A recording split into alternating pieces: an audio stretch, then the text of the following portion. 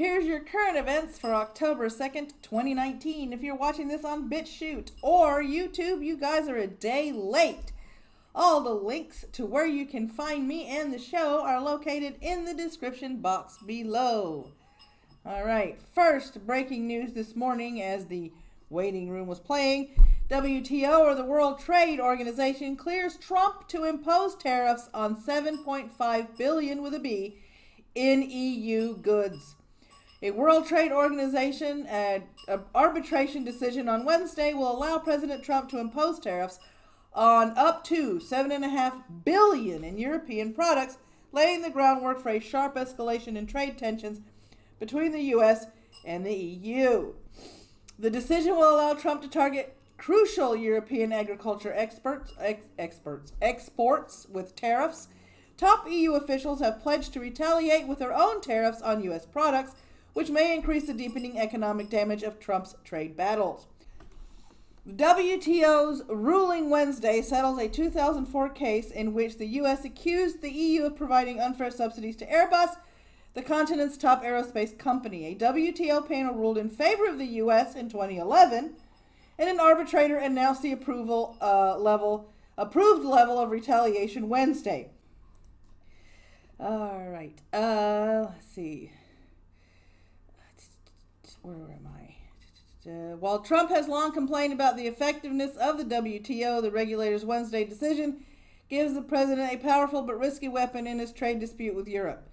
Trump has frequently accused the EU and major European powers of bilking the U.S. in global trade. That he has, ad nauseum, every time it comes up. The president has also rejected the idea of teaming up with stalwart European allies to check China's alleged trade abuses, accusing the EU of cheating the U.S. just as badly. Yep. As the EU braces for recessions across the continent and the potential damage of a hard Brexit, new U.S. tariffs pose a major threat to the European economy. Because if the UK leaves, a lot of EU's major funding leaves with it because they're paying the biggest piece of the pie for the European Union. So if the UK leaves, of course they're going to be hurting. Trump is likely to impose tariffs on a slew of European Union products, including cheeses, wine, aircraft, and other essential exports. The president is also considering tariffs of up to 25% on foreign automobiles and auto parts, which experts say could be devastating for the continent. The EU auto industry supports 12.6 million jobs, roughly 6% of the EU's working population, and drives 4% of the union's gross domestic product, according to data compiled by the Atlantic Council think tank. Roughly 29% of EU car exports by value go to the U.S. And imports, those imported cars are very, very, very expensive. So you've got this added mess here. Now, keep in mind that this has been going on since 2004. Was something that was ruling 2011. So all this stuff was happening before Trump was even in office. So something was up even then. The WTO actually agreed with us back in 2004 and really didn't reach, or 2011, and really didn't reach any kind of ruling until after Trump was in office. I'm going to pause it here and take a wild guess and say, once politicians get wind of this, Trump's going to be blamed somehow for the WTO's decision, and on the $7.5 billion in EU goods. Neil says, I'd expect a bigger threat to their automotive industry would be the climate change accords. Yeah, you would think. You would think it would be, because there's a lot of things going on. You've got the climate change accords, you've got the EU, you've got Brexit coming up the 31st, which Boris has promised come hell or high water, without a deal, they're leaving. And as I stated while I was reading the article, when the UK leaves, there is a large chunk of money going with them if they leave without a deal, because the UK is paying for the bulk of what goes on in the EU. There's that. Okay, also the other piece of breaking news is Bernie Sanders has heart procedure, cancels campaign events. This was 8 minutes ago. Bernie Sanders' campaign says the Democratic presidential candidate has had a heart procedure for a blocked artery. The Vermont senator is canceling events and appearances until further notice. The campaign says the 78-year-old Sanders experienced chest discomfort during an event Tuesday and sought medical evaluation. The campaign says 2 stents were successfully inserted and that Sanders is conversing and in good spirits. His campaign manager, Faiz Shakir, was on a telephone call with supporters Tuesday night but didn't mention any health concerns about the candidate. Shakir said the state of the campaign is strong, and he played up Sanders' strong fundraising total for the third quarter. Sanders recently canceled some appearances in South Carolina because he lost his voice. The campaign said at the time he felt fine. It's the end of the world as we know it. Oh, sorry. Neil says, I wonder if it raised to a full-blown heart attack or if it was still just discomfort. I don't know. Mezzo Dragon, I am not a Sanders fan, but I'm glad he's okay. At least I hope he's okay. Me too. I mean, I don't agree with his platform. I don't agree with a lot of the things that he's putting forth. Well, all of the things that he's putting forth. But I do hope that he is okay, and I do wish Senator Mr. Bernie a speedy recovery. So there you go. First news story on the docket this morning. North Korea launches missile tests ahead of talks. Yeah, he heard that correctly. He can't wait. He filed Misho to make up for small dick, and that's going to get me in trouble. But I couldn't help it. It's Kim Jong-un. Wednesday, South Korea's military confirmed a ballistic missile launch from North Korea's from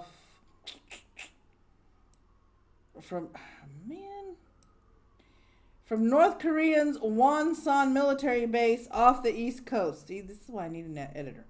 South Korea's military said the launch of the missile...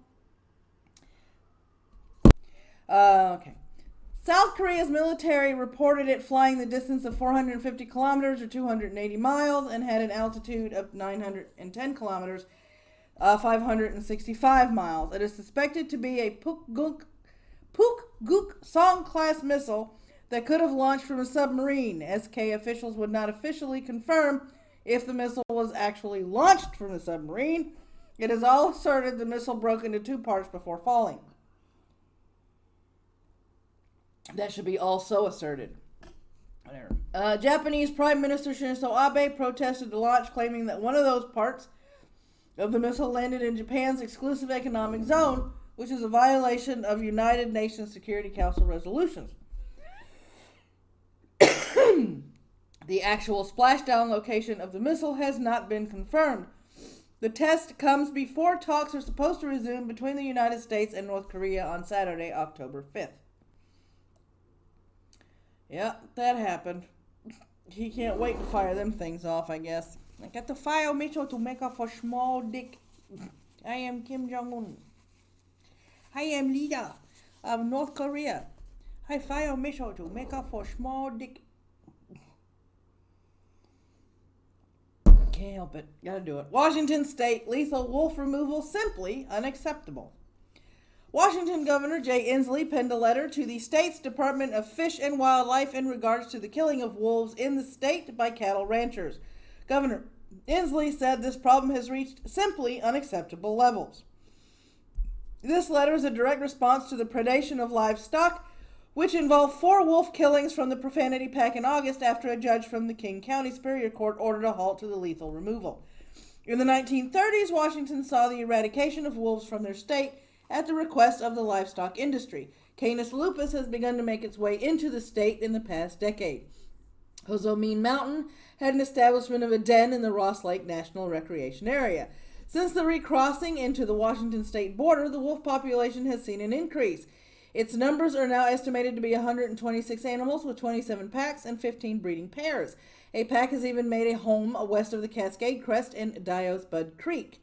The Washington Department of Fish and Wildlife and a broad-based wolf advisory group has been supervising the repopulation. There has been some resistance, however. There's a Ferry County rancher refusing to make his livestock less susceptible to wolf attacks, and there was a Methil Valley family caught in the act of selling bloody wolf pelts to Alberta after killing 2 animals from the Wolf Creek pack. Even though the wolves have been removed from the endangered list in eastern Washington, they are still on the same list in regards to state protection. So there you go. That is the latest on the wolves and stuff. I mean, for those livestock ranchers that refuse or resist, making your livestock less susceptible to wolf attacks, I don't know what to say. If you'd rather shoot an animal for doing something that comes naturally for it, then who's the monster? The wolf or the person not doing everything they can to protect their livestock from a wolf just doing wolf things? There's a way to coexist with predators like wolves and still be able to raise your livestock. I think this is just greed on a lot of these, livestock ranchers' parts. They don't want to do what they are asked to do to make their livestock safe. They want to continue expanding their ranches and encroaching on wild animal habitats. And I hate to say it. If you think the only solution to saving your livestock is killing a wolf, then you deserve what happens when you wake up in the morning and you realize that you're a calf short. Yes, greed is massively strong. I agree with that, Wesley, the base liberal. I agree with that completely. Marine life and invasive species boards eliminated. Now, this isn't as bad as you think. On Friday, June 14th of this year, President Trump issued an executive order directing all agencies to reduce their advisory boards by at least 1/3. The deadline for this was September 30th. As of Tuesday, the government stopped funding the Marine Protected Areas Federal Advisory Committee. Good Lord, you people need to really shorten these titles. Headed by the National Oceanic and Atmospheric Administration, or the Department's Invasive Species Advisory Committee. This effectively ends the work of many scientists and academics. I know I spelled that wrong. All right, let's do it. On those boards, the Marine Panel suggested ways to reinforce the country's protected marine areas and point out any challenges facing the areas. Currently, there are more than 1,700 marine protected areas in the U.S. This is 41% of marine waters, marine monuments, and sanctuaries. An undisclosed spokesperson said the committee has had only 2 meetings since its establishment since 2017, and no meetings have convened in 2019, which means they're spending money on something that isn't even active.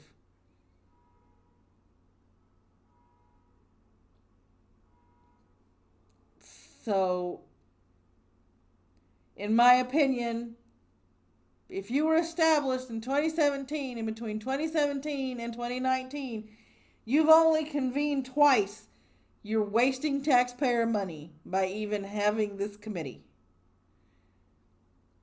As a scientist on the committee, Will McClintock posited that this would lead to a focus on the energy industry over conservation.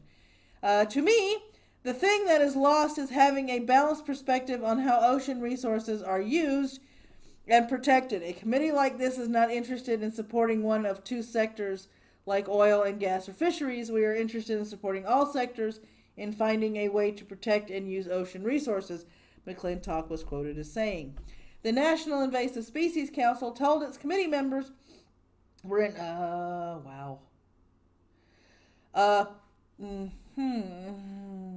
told its committee members, right, I'm really going to have to edit this shit.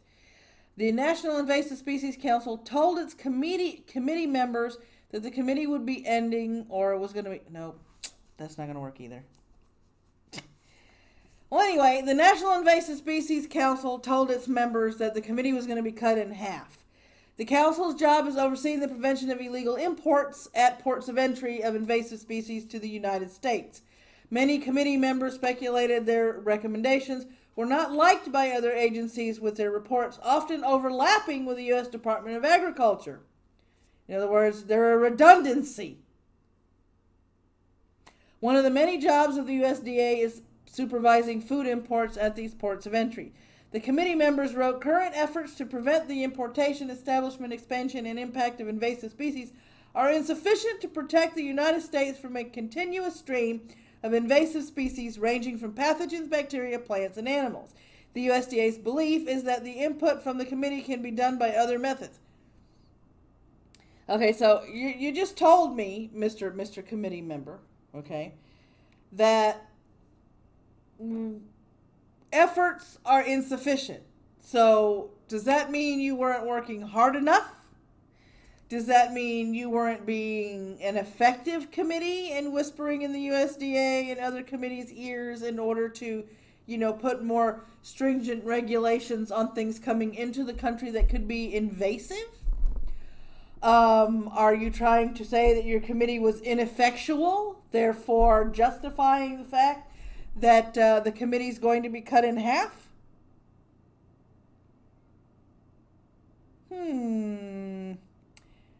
Did your own quote just shoot yourself in the foot?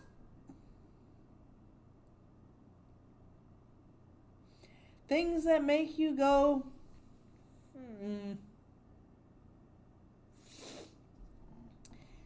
And that is the current event for this segment.